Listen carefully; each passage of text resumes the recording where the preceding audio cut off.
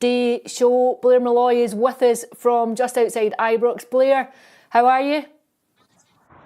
Good afternoon, Alison. Yep, I think we're all expecting quite a busy deadline day here in Scotland, but I think the word would be muted so far. Not a lot of action just yet, but of course there is still 10 hours to go until that deadline closes. So we'll see, there may be plenty to come.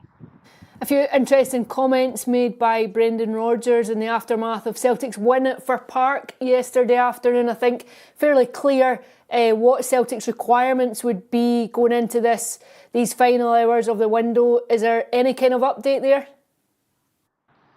Yeah, he made it very clear yesterday, Alison, that he wanted to come out of this window stronger than the way he went into it. And of course, you could say that by adding Jota to proceedings, he's definitely improved in those forward areas. However, Kyogo Furuhashi leaving for Rennes has left a centre-forward shaped hole in the Celtic team. They do, of course, have Adam Ida, but Brendan Rodgers said yesterday that it was part of the plan that they wanted to replace Kyogo, and he was very hopeful that that was going to get done this afternoon. He's certainly not playing his cards close to his chest there. He wants a centre forward, and it's now up to the Celtic board to see if they can get one in before deadline day closes tonight. There have, of course, been a few names that have been mentioned throughout the entire window. Mathias Kvistgaarden is one from Brøndby that Celtic fans have been looking at since the summer, but that one now seems dead in the water, and any move will probably be in the summer for him. Another name that's been linked recently is David Strelec. He's a forward that came up against Celtic playing for Slovan Bratislava. Bratislava were looking for the best part of £8 million for him.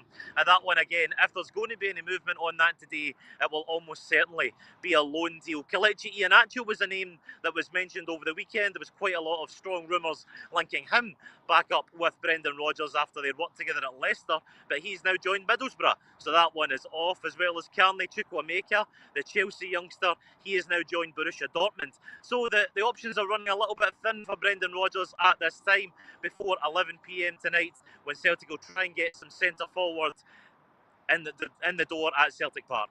And of course, he only has one real left back there, one natural left back at the club too, and Greg Taylor. Kieran Tierney's already signed that pre-contract and will come in the summer. A couple of hours to see if Arsenal will budge on that one. If not, would you anticipate that they may look elsewhere, even if it was a loan deal for another left back?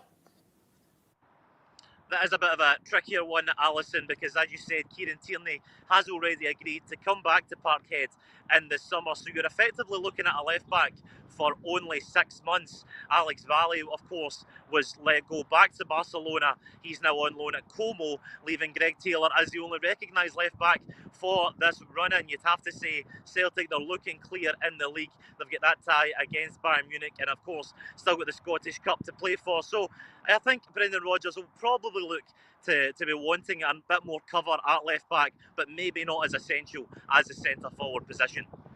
And a few rumours circulating too around Lennon Miller at Motherwell. Is there any kind of update that you can give us on that one? This one kind of came out of the blue last night. Lennon Miller potentially a shock move on the cards to Celtic on deadline day has of course been causing a fair bit of interest in the window so far. Italian side Udinese have had a £2.5 million bid rejected by the Steelmen. It's believed that Motherwell are looking closer to £4 million for Lennon Miller. It'd be interesting to know what the viewers think. Leave your answers in the comments. Do you think £4 million is good value for Lennon Miller? Do you think he's making the right move going to Celtic, if indeed that does come off this afternoon? So certainly one to keep an eye on, but it wouldn't surprise me.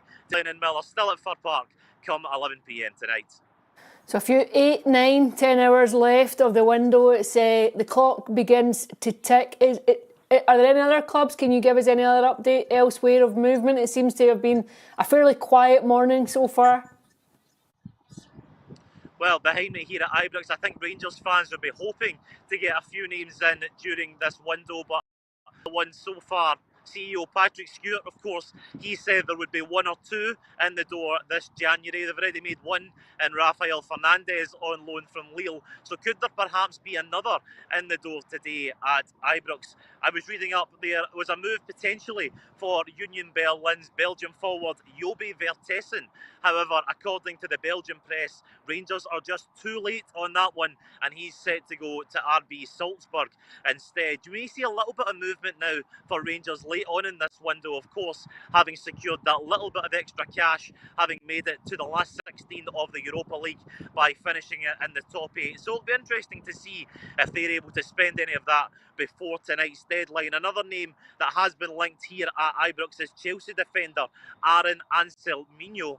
He was supposed to be heading to Marseille, but that move broke down, so potentially another one for the Ibrox club on their radar. In terms of outgoings, the only real one here is Zach Lovelace. He's a youngster who's been given a few opportunities in the Rangers team so far. He's been mooted for a return to his old side Millwall, still only 19 years old of course, but he could be heading back south. One man who won't be leaving Ibrox though is Ridvan Yilmaz. He's been linked, it seems, almost every window with a move back to Turkey, but it seems as though he'll be staying for the remainder of the campaign. There was also a few rumours around the long-term future of Cyril Dessers. Has there been any? Would you anticipate that Rangers would be tempted to cash in on him if there was an offer tabled later on this afternoon? I think it would be very late in the day for Cyril Dessers to move away from Ibrox at this point, to be honest, Alison. I think not so much that maybe Philippe Clement is desperate to keep Cyril Dessers, but I think that at this point trying to sign a replacement is nigh on impossible. As you'll know, as the window ticks down and other clubs might know you have a bit of money to spend, it's impossible to try and find a replacement at this point. So I would assume that Cyril Dessers will be remaining as a Rangers player for the rest of the season. One striker that could be also joining him in the league is further north at Aberdeen. They are heavily linked with a move for Oday Dabbagh from Belgian side Royal Charleroi. He's a Palestinian international striker, 26 years old. It looks to be an initial loan deal, potentially signing him in the summer. He has 17 months left on his deal. He's only scored 1 goal in 21 appearances for club and country so far this season, but he looks to be coming in to strengthen Jimmy Tilleen's forward options.